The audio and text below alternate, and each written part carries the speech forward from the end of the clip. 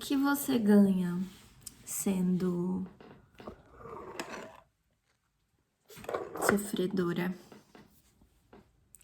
Sendo a vítima injustiçada, sendo triste, sendo infeliz? O que você ganha ocupando esse lugar tão familiar de vítima? Seja vítima de uma pessoa, seja vítima das circunstâncias, seja vítima da sociedade, seja vítima de você mesma. O que o seu ego ganha? Tá aí uma pergunta que me pegou de jeito. Esses dias, eu contei pra vocês há 2 vídeos atrás, na verdade uma é continuação do outro, eu contei como que eu vivi uma experiência bem difícil, bem dolorosa mesmo. E que isso me engatilhou, e aí no outro dia eu acordei mal, com um sentimento de desamparo, com um sentimento de revolta, né? De por que as mulheres vivem tantas violências, por que a sociedade é da forma como é com as mulheres, porque tem tanta mulher sendo morta, estuprada e tudo que a gente já sabe. E eu tava triste, tava chateada, eu não tava muito afim de melhorar, de sair desse lugar, não. E na meditação, veio essa pergunta pra mim: o que é que você ganha? O que é que o seu ego ganha com você cultivando esse lugar, né? De tristeza. Na meditação foi a tristeza. Aí eu, que assim, tipo, opa. E aí veio outra pergunta: o que é que as mulheres ganham? O que é que a sociedade ganha? O que é que o mundo ganha? Como é que você ajuda estando nesse lugar, né? Cultivando a tristeza ali. E, gente, eu confesso que veio a pergunta, eu chorei, fiquei assim, meu Deus, eu entendi que não ganha nada, né? Não ganha, né? Eu não faço nada, não ajudo de forma alguma. Mas essa é uma pergunta muito importante, porque geralmente é um ganho secundário, sabe? E aí eu percebi, porque eu venho fazendo muito esse estudo de mim mesma, né? Buscando me entender, buscando perceber meus incômodos, o que tem ali por trás daquele incômodo. E aí eu percebi que eu tenho uma crença de que para as pessoas me aceitarem, eu tô desenvolvendo aqui agora, tá? Eu não pensei muito a respeito, decidi já ligar a câmera. Então vamos lá, vamos ver o que eu acesso aqui. Para as pessoas é como se fosse terapia. Para as pessoas me aceitarem, para que eu seja merecedora da atenção, da compreensão, para que as pessoas me acessem. Quando eu ocupo esse lugar de sofredora, né, de vítima que tá sofrendo, parece que há um lugar em mim que entende que assim as pessoas vão me entender, vão me ouvir, vão me dar um crédito, sabe? É como se eu tivesse um lugar, sabe? Um lugar de fala, um lugar. E assim eu fosse conectar com a dor de outras pessoas, então eu precisava. Será que eu acredito que de algum modo eu preciso estar sofrendo, eu preciso sofrer e sentir essa dor, para que assim você que vive dores similares você me entenda e que talvez eu acredite que se eu estiver bem, você não vai conseguir me acessar, você não vai querer, você vai de algum modo me rejeitar, não vai me ver como que, né? Como alguém que, olha, eu gravei um vídeo um tempo atrás o título é De Feministona a Namastê Gratiluz, e eu começo a contar, mas eu não concluí isso. Eu começo a contar do meu medo de, de ser julgada pelas mulheres que vivem a dor do feminino dentro dessa sociedade patriarcal, que essas mulheres não fossem me entender. E aí vem uma experiência muito importante, que faz muito sentido eu trazer aqui. Lá no ano passado, quando eu tava no meio daquela crise de começar a ruir mesmo, a me desfazer de muitas ilusões. Eu era muito movida pela dor, por uma visão assim muito fechada. Eu achava que o mundo, eu acreditava que o mundo bem que estava perdido, que as pessoas estavam perdidas, que a sociedade, sabe? Enfim, eu não tava acreditando no ser humano. Isso não tava muito claro na minha cabeça não, tá? Mas a realidade era essa, eu tava sem esperança, sem fé. Eu não acreditava muito que as coisas poderiam melhorar, eu acreditava que o mundo era lascado com as mulheres e eu acreditava que era tudo injustiça, que não tinha nenhuma razão de ser e nada poderia explicar aquilo. E inclusive eu tava negando a lei de causa e efeito, né? Eu tava negando que essas violências pudessem ocorrer por alguma razão. Tava sendo muito difícil para mim enxergar isso e pensar assim que as pessoas não são vítimas, sabe? Que as coisas acontecem por um propósito maior, que é sempre pro nosso crescimento. Isso não tava batendo mais, eu não tava conseguindo aceitar, entender isso. Já tinha muito tempo, já tinha um tempo que eu tava assim fechada para essa compreensão, porque para mim parecia bizarro e culpabilizador, parecia que eu tava culpando as mulheres, né? E eu faço parte, né, deste grupo. Mulher que passou por violência. E mulher que teve uma amiga irmã, morta, né? Nas mãos de um homem. Então, eu não tava conseguindo entender. E eu confesso que eu ainda estou no processo de entender. E aí o que que acontece? Eu vou, no meio daquilo tudo, eu já tava me abrindo pra essa ideia de que não somos vítimas, de que há uma razão, que há um porquê em cada história.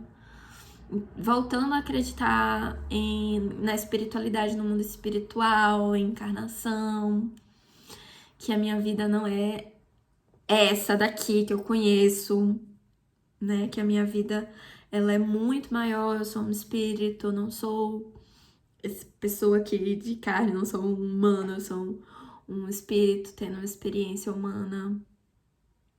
Então, muitas coisas aconteceram que eu não tenho consciência ainda, não sei. E assim acontece com muitas outras mulheres, né? Mas eu ainda tava muito na dor, ainda tava muito na incompreensão e na revolta. E aí eu decido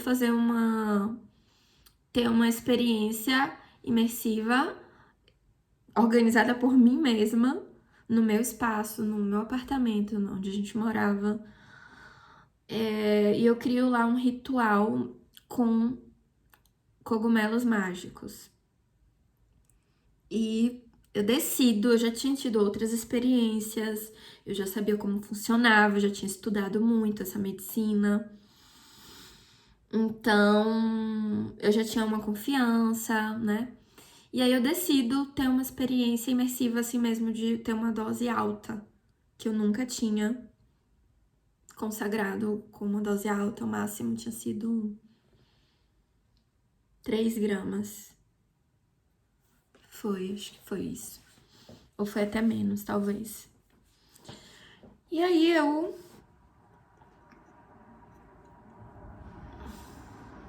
tomo 4,4. 4 gramas. 4,4.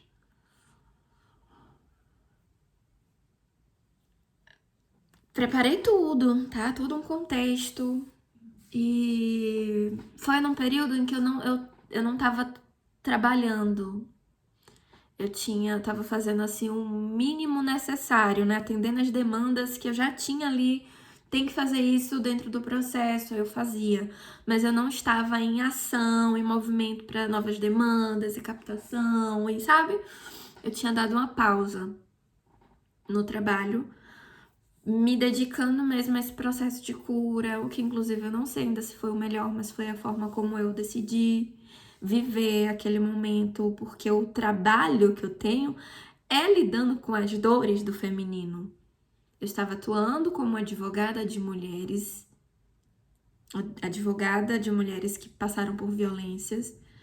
Então, veja, estava sendo muito difícil para mim continuar nutrindo esse lugar de profissional, advogada de mulheres, enquanto eu estava lidando com as dores do feminino e de algum modo querendo ficar distante, querendo entender e muito sensível, né? Tava com muita sensibilidade a essas questões.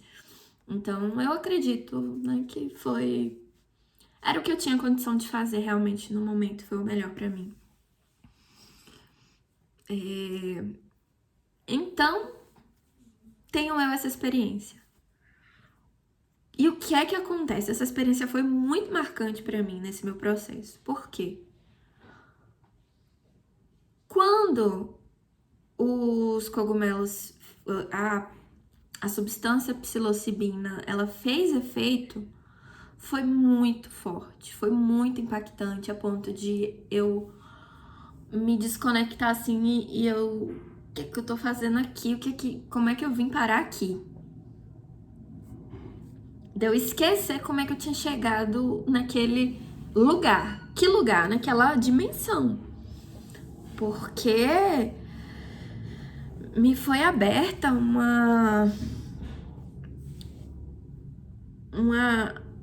a possibilidade de acessar a vida, acessar o mundo, acessar essa realidade em outra dimensão que eu não acesso aqui, que é muito diferente do que eu vim acessando. E não é uma questão só de ver, você ouve, não. É uma questão de sentir. É como se a sua mente, você tivesse tirado muitos véus e aí você começa a sentir, ver as coisas como são, mas em um outro lugar. E aí quando eu vi aquilo, quando eu senti aquilo tudo, gente, era de uma perfeição.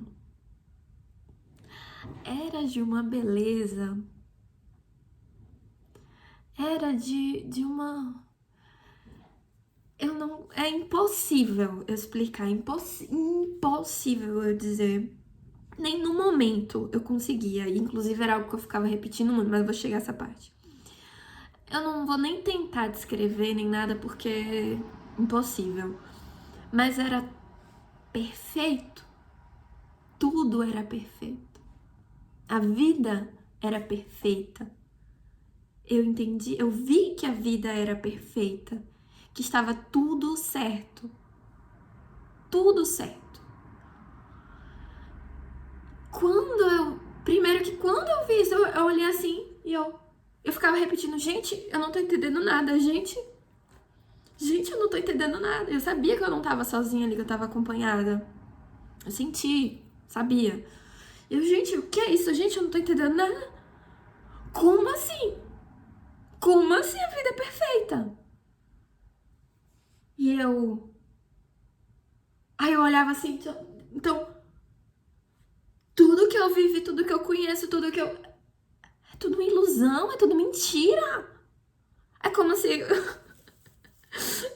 Sabe? Porque a gente vive realmente numa realidade 3D, em uma dimensão muito limitada, não é? Eu ainda não entendo muito bem isso para explicar para vocês. Eu ainda tô entrando nesse campo da mecânica quântica, né, da física quântica. Ainda tá tudo muito nublado para mim. Eu não me sinto ainda assim confortável de explicar, porque eu ainda não alcancei esse entendimento.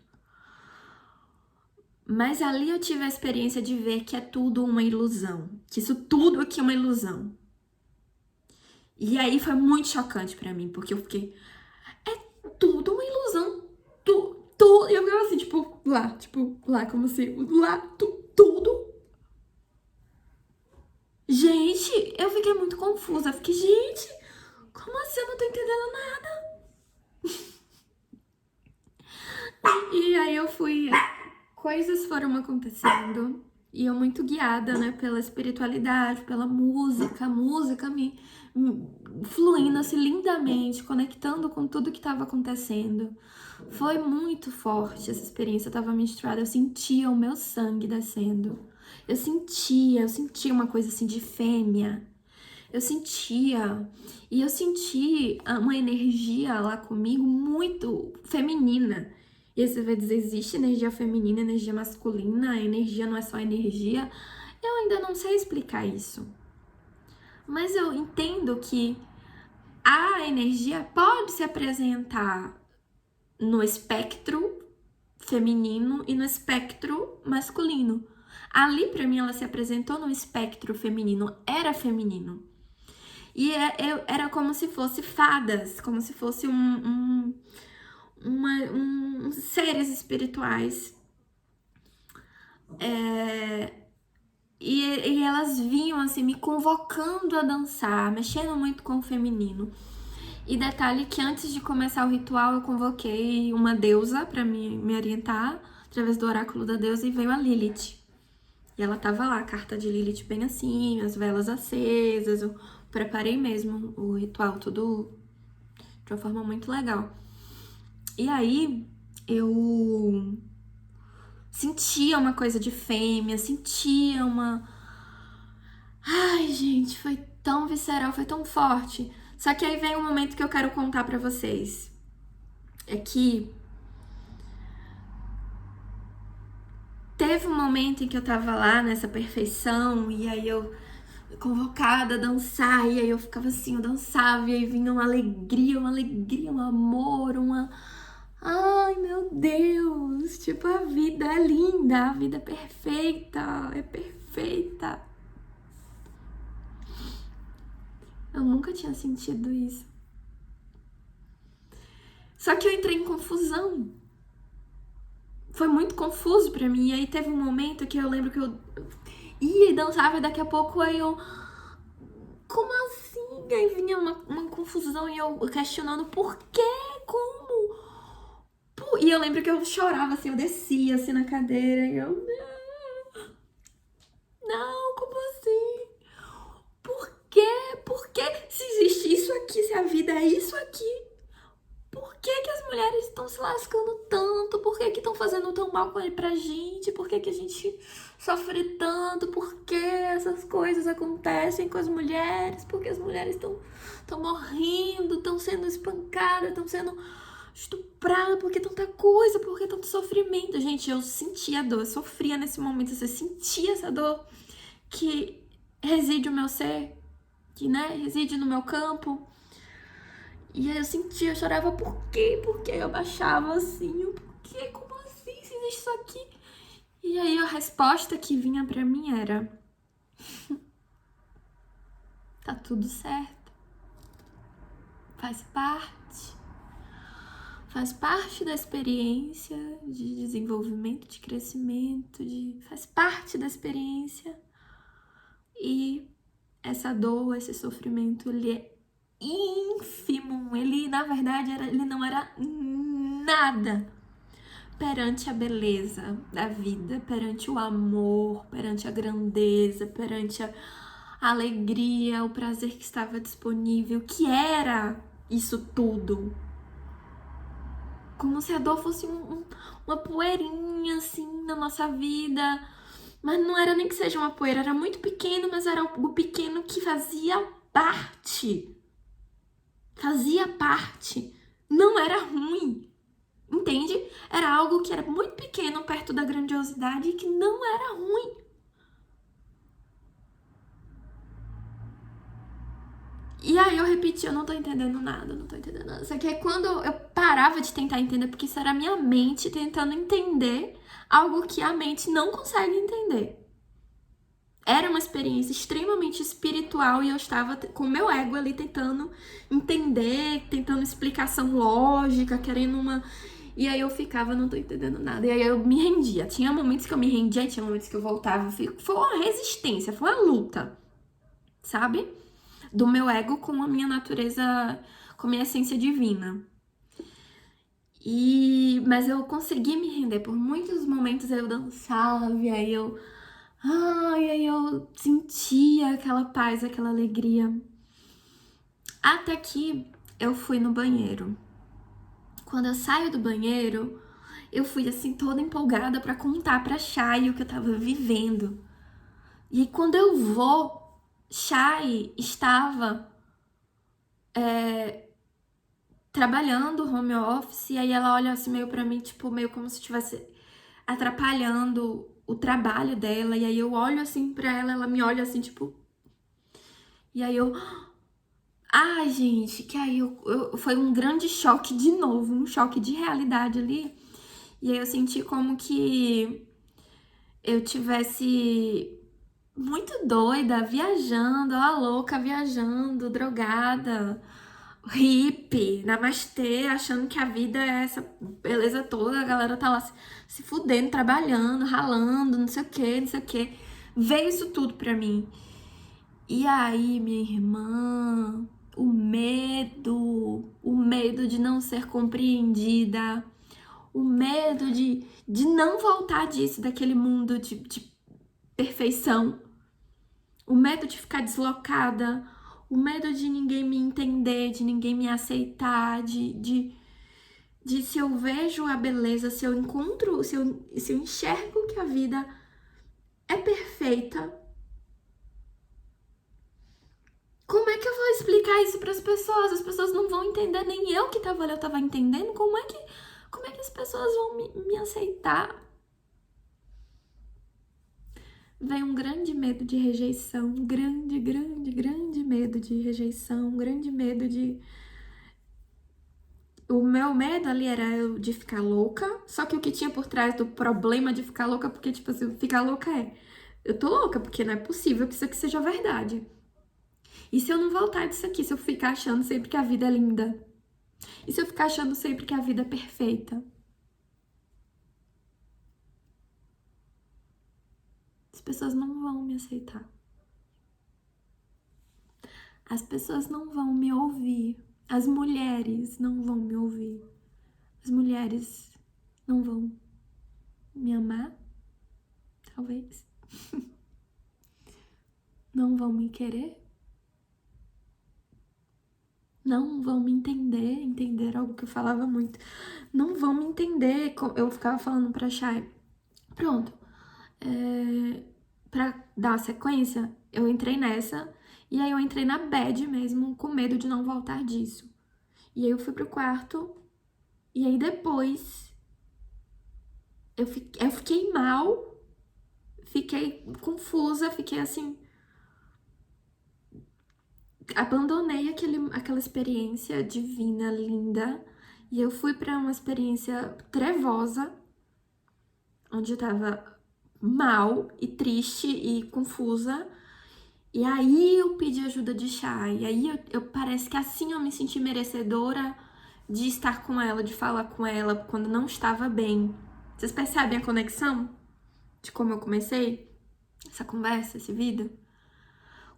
Quando eu não fiquei bem, quando eu não estive bem, eu me senti confortável, mais confortável para falar com ela do que quando eu estava bem, achando tudo lindo. E aí eu pedi ajuda dela. Ó só, eu pedi ajuda dela.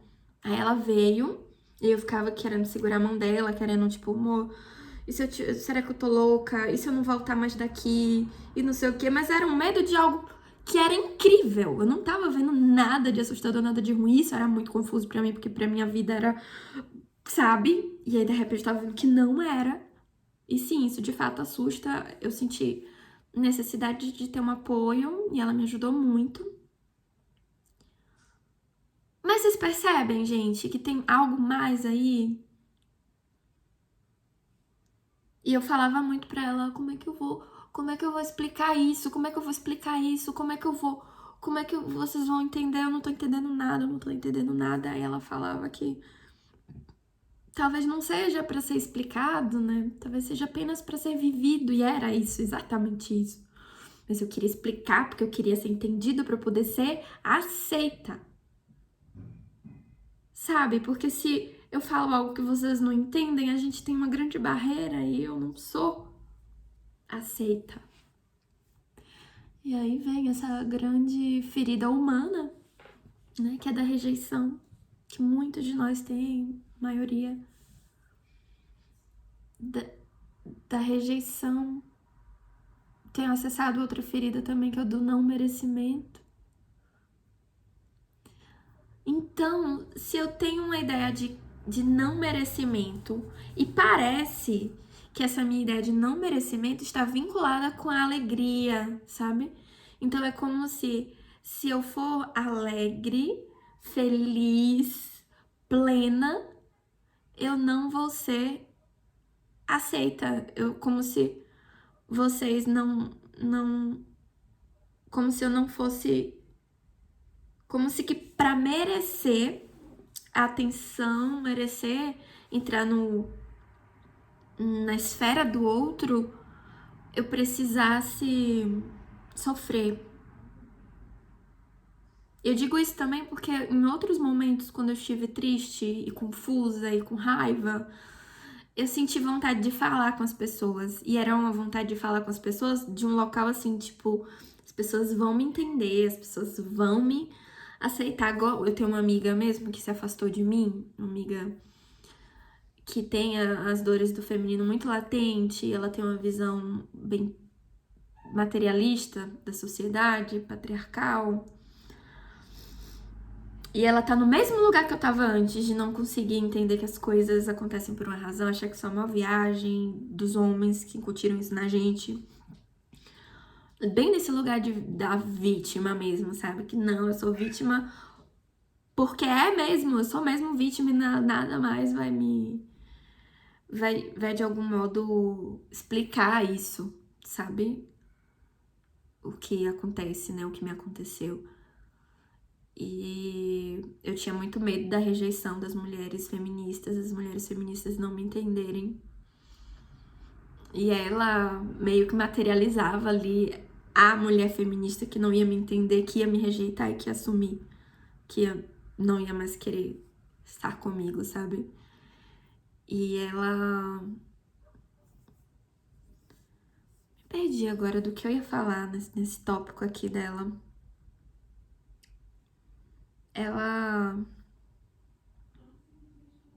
Isso aconteceu. Ela se afastou de verdade. Mas o que eu ia falar, meu povo? Isso que é fazer o vídeo assim, seguindo, só indo, sem ter um... Ah, lembrei. Quando eu me senti assim, mal, aí me veio a ideia de que aí ela ia me entender, que aí ela ia me aceitar, que aí eu ia acessar ela, sabe? Se eu trouxesse pra ela a minha confusão, a minha coisa. Só que a espiritualidade me disse pra eu não fazer isso, pra eu não levar pro outro a minha dor, a minha confusão. Porque, inclusive, na última experiência de ayahuasca que eu tive, eu ouvi isso, veio assim pra mim, que filha, é muito difícil realmente você estar bem, feliz, em meio a pessoas que não estão. E na sociedade é o que tá acontecendo nesse mundo, as pessoas estão muito infelizes. Então é muito difícil realmente, só que você precisa escolher. Você precisa se entender, saber qual é a sua energia, qual é a sua necessidade, quem é você ali, quem é você, quem é o outro, qual é a sua dor e qual é a dor do outro, para você não se emaranhar, não se confundir. Então, sabendo qual é a sua e sabendo qual é a do outro, você escolhe estar em você ou se emaranhar com o outro, mas faça essa escolha consciente. Veio para mim muito claro, muito lindo. Inclusive, escolha, filha, escolha, mas escolha com consciência. E aí eu acho que é sobre isso, gente. Eu tenho sentido mesmo uma dificuldade de abandonar a tristeza, de abandonar essa, sabe, uma angústia, uma coisa assim. Talvez seja sobre isso, porque existe uma crença em mim que eu preciso da tristeza. Tempos atrás, quando eu tava agarrada na raiva, uma amiga muito sábia, de grande sabedoria, que me ajudou muito no meu processo, ela me perguntou: ó, o início do vídeo. O que você acha que você ganha com a raiva? O que você acha que você ganha alimentando a raiva? Eu nunca tinha parado pra pensar nisso, sabe? Aí eu entendi que... Ela perguntou também, por que você acha que você precisa da raiva? E é a mesma coisa que agora, talvez seja justamente isso. Talvez eu esteja achando que tem uma crença, e a crença do inconsciente que eu tô trazendo, resgatando pra consciência. Uma crença de que eu preciso estar triste, não estar bem, para ser aceita, para ser entendida, para merecer estar entre pessoas, entre mulheres que estão sofrendo, que estão em dor. E que é assim, é sofrendo que eu vou conseguir ajudar, porque existe em mim muito forte uma necessidade de ajudar, porque faz parte da minha missão aqui, contribuir com esse feminino em dor.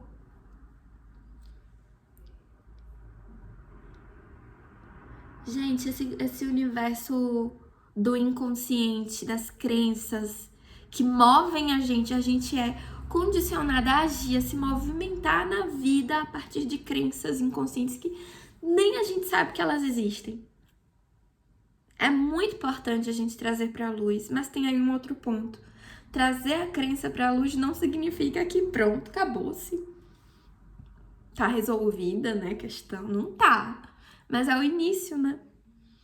E entender não só a crença que existe, mas talvez como é que ela foi formada, né? Não sei se é realmente algo que precisa ou que vai me trazer algo de bom, entender como ela foi formada. É algo que eu preciso ainda pensar a respeito, mas descobrir que eu fico alimentando a tristeza porque eu acredito, era inconscientemente, agora eu já trouxe pra luz, que eu preciso da tristeza pra ser aceita. Isso é muito foda, é muito forte.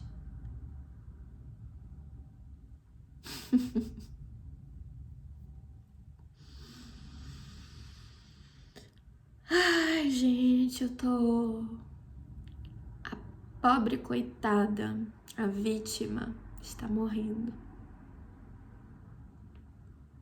Ela tá morrendo, minha irmã. E Lilith sempre traz... Lilith tá marcando muito nos outros vídeos, vocês viram que eu falei também dela nos últimos 2. Um ritual que eu fiz justamente, que derivou daquele momento de tristeza, de... Lilith me diz muito pra eu retomar meu poder. Retome o seu poder, a sua força, seu poder, assuma o seu poder.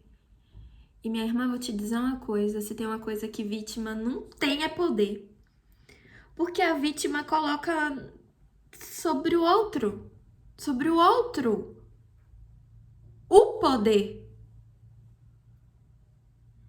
a responsabilidade. Entendem? Então, se eu tô achando que eu preciso da validação do outro, se eu preciso ser aceita pelo outro e para isso eu preciso estar nesse lugar de pobre coitada, de vítima sofredora, que poder? Que poder é esse que eu assumo, que eu ocupo, que eu exerço, que eu reconheço? E o poder aqui é o poder sobre mim. É o poder sobre a minha vida, sobre a minha existência, sobre a minha cura, sobre o meu processo, sobre a minha alegria, sobre a minha sexualidade, sobre a minha existência plena. E é isso que eu quero, é esse o anseio da minha alma. Então é isso. A vítima, a pobre coitada, precisa morrer. Até a próxima.